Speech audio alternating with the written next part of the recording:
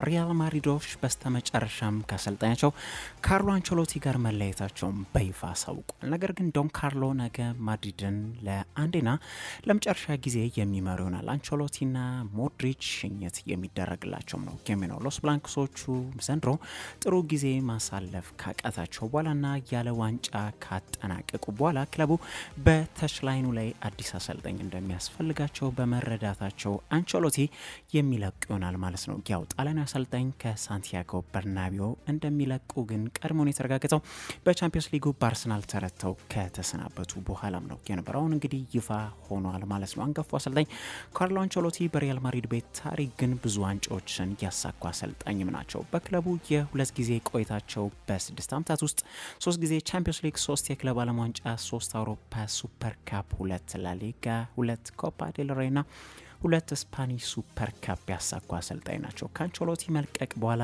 የክለቡ ፕሬዚዳንት የሆኑት ፍሎሬንቲኖ ፔሬዝ በሰጡት አስተያየትም አንቸሎቲ አሁን ሁሌም የታላቁ የሪያል ማድሪድ ቤተሰብ ነው፣ ብዙ ስኬቶች እንድናሳካ የረዳንና የክለቡን ዋጋ በአርያነት የሚወክል አሰልጣኝ ስለነበረን እንኮራለን ሲሉ ተደምጧል። ዶን ካርሎ ደግሞ ለሪያል ማድሪድ ደጋፊዎች ከጻፉት የመሰናበቻ ደብዳቤ መካከል ደግሞ ዛሬ በድጋሚ እንለያለን፣ የማይረሱ አመታቶች ነበሩ፣ ከስሜቶች ከዋንጫዎች ጋር የተሞላ አስደናቂ ጉዞ ነበር። ከሁሉም በላይ ደግሞ ይህንን ክለብ በመወከል ኮራለው ፕሬዚዳንት ፍሎሬንቲኖ ፔሬዝን፣ ክለቡን፣ ተጫዋቾችን፣ ስታፎቹን፣ ከሁሉም በላይ ደግሞ ይህንን ልዩ ደጋፊ አመሰግናለሁ። ከነሱ መካከል አንዱ እንደሆንኩኝ እንዲሰማኝ አድርገውኛል ያሉ ሲሆን ማድሪድስታስ በቅርቡ እንገናኝ ሀላ ማድሪድ ሲሉ አንቸሎቲ መልእክታቸውን አስተላልፈዋል። እነዛ ምሽቶቻቸው አንቸሎቲ በሊዝበን በፓሪስና በለንደን የሚዘነጉም አይደለም። ወደ ሌላ ጉዳይ እንለፍና ማንቸስተር ዩናይትዶች አሁን ሰራተኞቻቸውንም በድጋሚ ሊቀንሱ መሆኑ ተዘግቧል። በወጪ ቁጠባ ላይ የሚገኙት ማንቸስተር ዩናይትዶች ሰራተኞቻቸውን በመቀነስ ላይ የተጠመዱ ሲሆን አሁን ደግሞ 200 ያህል ሰራተኞቻቸውን ሊቀነሱ መሆኑን ቴሌግራፍ አስነብቧል። እንደሚታወሰው ከዚህ ቀደም መጀመሪያ ላይ ከ250 በላይ ሰራተኞችን ከስራ ገበታቸው ማንሳታቸው ይታወቃል። ይህ ማለት ሰር ጂም ራትክሊፍ እግራቸው ኦልትራፎርድ ከደረሰ ጊዜ ጀምሮ ከ450 በላይ ሰራተኞችን ለመቀነስ ተቃርቧል ማለት ነው። ይህ 450 ደግሞ በአመት ውስጥ ብቻ እንደሆነ መሰመር ይኖርበታል። አሁን ተጨማሪ ይቀነሳሉ ከተባሉት 200 ሰራተኞች ደግሞ አንዳንዱ እንደሚለቁ ያውቁታልም ተብሏል። አንዳንዶቹ ደግሞ ጣፋንጣቸውን እየጠበቁ እንደሚገኙ ነው የተገለጸው። ግን ይህ ቅነሳ የሚያስተች አይነት አይደለም፣ ሪዝነብል የሆነ ወይም ምክንያታዊ የሆነ ነው። እንደሚታወቀው በማንቸስተር ዩናይትድ ቤት በግሌዘሮች የተሳሳተ አካሄድ በክለቡ የነበሩት የሰራተኞች ቁጥር ከ1100 እስከ 1200 የሚሆኑ ሰራተኞች ነበሩ። ከ400 እስከ 450 ድረስ ሲቀነሱ ቁጥሩ ወርዶ ከ600 እስከ 700 ይሆንላቸዋል ማለት ነው። በየትኛውም ትላልቅ ክለብ ብንመለከት እንኳን በዚህ ያህል 1100 1200 ያህል ሰራተኞች አይኖሩም። በሊቨርፑል ብንመለከት ወደ 640 ነው ያለው። በማንቸስተር ሲቲ ቤት ብናይ ወደ 500 ሰራተኞች ነው ያሉት። ስለዚህ የዩናይትድ እኮ ከእጥፍም በላይ ነው ማለት ነው። በነገራችን ላይ አድማጮች የማንቸስተር ዩናይትድ ነን ፉትቦል የሆኑ ስታፎች ብቻ ደሞዛቸው ከብሬንትፎርድ ሙሉ ቡድን ደሞዝ እንኳን የበለጠ ደሞዝም ነው የሚያወጡት። በጣም የሚገርምም ያድርጓል። ስለዚህ ቀነሰው የሚያስተች አይደለም። ቀይ ሰይጣኖቹ በዩሮፓ ሊጉ በቶትናም ሆትስፐር ተረተው ዋንጫን ካጡ በኋላ 100 ሚሊዮን ፓውንድ ያጡ ቡድን መሆናቸውም ይታወቃል። በአሰልጣኝ ቶማስ ቱሄል የሚመሩት የእንግሊዝ ብሔራዊ ቡድን በቀጣይ ላለባቸው ጨዋታ ስብስባቸውን አሳውቋል። በዚህም ጥሪ የቀረበላቸውን ስንመለከት ግብ ጠባቂዎች ዲን ኤንደርሰን፣ ጆርዳን ፒክፎርድ፣ ጄምስ ትራፎርድ፣ ተከላካዮች ትሬንት አሌክሳንደር አርኖልድ፣ ዳን በርን፣ ትሬቮ ቻሎባ፣ ሌቪ ኮልዊል፣ ሪስ ጄምስ፣ ኢዝሪ ካውንሳ፣ ማይልስ ሉዊስ ስኬሊ፣ ካይል ዎከር፣ አማካኞች ጁድ ቤሊንጋም፣ ኮነር ጋላገር፣ ሞርጋን ጊብስ ዋይት፣ ጆርዳን ኤንደርሰን፣ ከርቲስ ጆንስ፣ ኮል ፓልመር፣ ዴክላን ራይስ፣ ሞርጋን ሮጀርስ፣ ኤቤሬቺ ኢዜ፣ አጥቂዎች ላይ ደግሞ አንቶኒ ጎርደን፣ ሃሪኬን፣ ኖኒ ማድዌኬ፣ ቡካዮ ሳካ፣ አይቫን ቶኒ ና ኦሌ ዋትኪንስ ጥሪ የቀረበላቸው ተጫዋቾች ናቸው። አይቫን ቶኒ ከዩሮ 2024 በኋላ ለመጀመሪያ ጊዜ ጥሪ ሲቀርብ ለትሬቮ ቻሎባ ደግሞ ለመጀመሪያ ጊዜ በእንግሊዝ ብሔራዊ ቡድን ጥሪ ደርሶታል። ሶስቱ አናብስት በቀጣይ ጨዋታቸው በጁን ወር ወይም በሰኔ ወር ላይ ባለም ዋንጫ ማጣሪያ ጨዋታ አንዶራን ሲገጥሙ በወዳጅነት ጨዋታ ደግሞ የአፍሪካ ሀገሯን ተወካይ ሴኔጋልን የሚገጥሙ ይሆናል። ስፖርቲኮ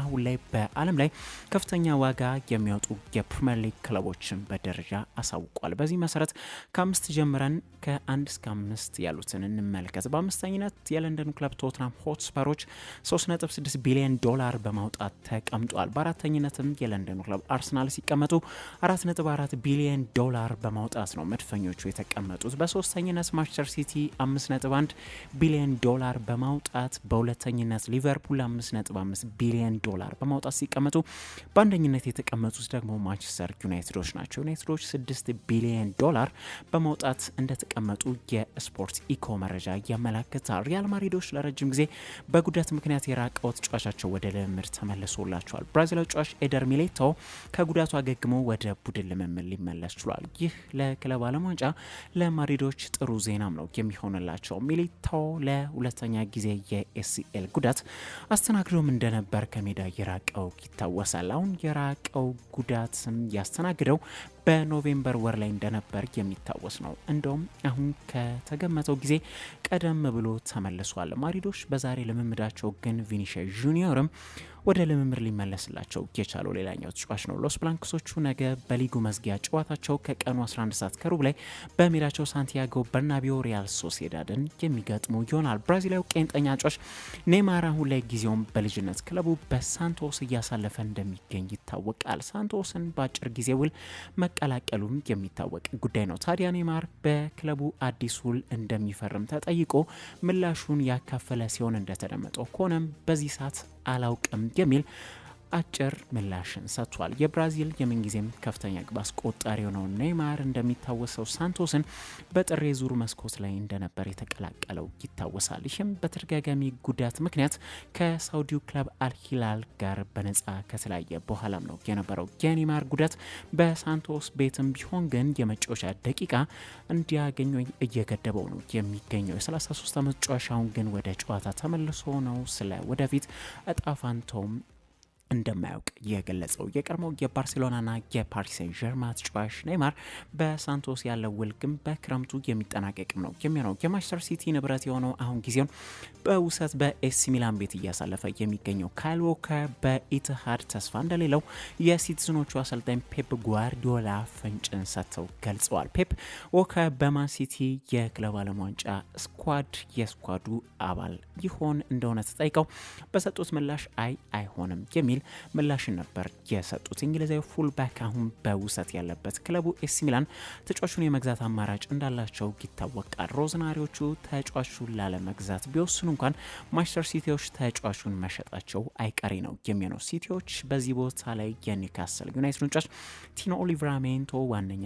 ኢላማቸው እንደሆነም እውቁ ጋዜጠኛ ፋብሪዚዮ ሮማኖ ዘግቧል። የቀድሞ የማንቸስተር ዩናይትድ ተጫዋች የነበረውና በአንድ ወቅት በዩናይትድ ቤት የልክ ሾው ተጠባባቂ የነበረው ብራንደን ዊሊያምስ ከዚህ ቀደም በአሰቃቂ ሁኔታ በማሽከርከር የ14 ወራት የእስራት ፍርድ ተፈርዶበት ነበር። ዊሊያምስ ያኔ በከፍተኛ ፍጥነት በማሽከርከር አውዲውን ከሌላ መኪና ጋር አላትሟትም የነበረበት አጋጣሚ ነው የነበረው። በዚህ ክስተት ደግሞ 3 ሰው ጎርቶም የነበረበት አጋጣሚ ነበር። በዚህም አሁን ያኔ የተፈረደበት የ14 ወራት የእስራት ፍርድ አሁን ደግሞ ለ2 ዓመት በአመክሮ እንደሚቆይ ተገልጿል። በዚህ ጊዜ ሌላ ጥፋት ካጠፋ ግን የ14 ወራት እስራቱ የሚጸድቅበት ነው የሚሆነው። ብራንደን ዊሊያምስ በተጣለበት ሌሎች ቅጣቶች ግን ለ3 ዓመት ያህል እንዳያሽከረክር የታገደ ሲሆን እንዲሁም ለ180 ሰዓታት ደግሞ በነፃ ሳይከፈለው ማህበረሰቡን እንዲያገለግልም ቅጣት ተጥሎበታል። ዊሊያምስ ነገር ሲፈጠር ግን በኢፕስዊች ታውን ቤት ጊዜውን በውሰት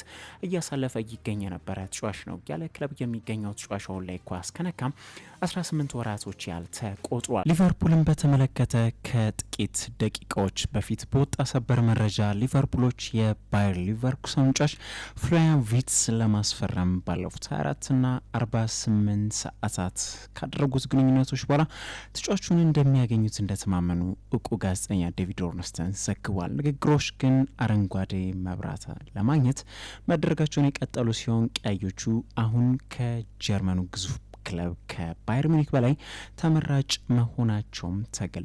የመርሲሳይዱ ክለብ ተጫዋቹን ለማግኘት መፍጠን ይፈልጋሉ ተብሏል። ይህን ተጫዋች አስመልክቶ ግን በዚህ ሳምንት ማንቸስተር ሲቲዎች የተጫዋቹ ዋጋ ውድ ነው በማለት ከዝውውሩ ራሳቸው ማግለላቸው ይታወቃል። በሜዳ ቴኒስ ዜና የፍሬንች ኦፕን ውድድር በሜይ 25 ከነገ በስቲያ በዕለተ እሁድ ጅማሮን የሚያደርግ ይሆናል። በዚህም ተወዳዳሪዎች ተጋጣሚያቸውን አውቀዋል። በዚህ የፍሬንች ኦፕን ውድድር ብዙ ጊዜ የበላው ጡረታ የወጣው ሌጀንደር ተጫዋች ራፋኤል ናዳል ነው። ናዳል 14 ጊዜ በማሳካት የሚስተካከለው ተጫዋችም የለም። ወደ ዋናው ነጥባችን ስንመለስ ግን በውድድሩ በመጀመሪያው ዙር ማንን ከማን ያገናኛል የሚለውን ስንመለከት በተመረጡ ተወዳዳሪዎች የዓለም ቁጥር አንዱ ያኒክ ሲነር አርተን ሪንድሬንችን ይገጥማል። የዚህ ውድድር የአምና አሸናፊው ካርሎስ አልካራዝ ደግሞ ከኒሺ ኮሪ ከተባለ ተወዳዳሪ ጋር የሚገናኝ ነው የሚሆነው። አልካራዝ ባለፈው ሳምንት የኢታሊያን ኦፕን አሸናፊ እንደነበረም ባለፈው ማንሳታችን ይታወሳል። ሰርቢያው ኮከብ ኖቫክ ጆኮቪች ደግሞ ማኬንዚ ማክዶናልድን የሚገጥም ይሆናል። ፍሬንች ኦፕን እንግዲህ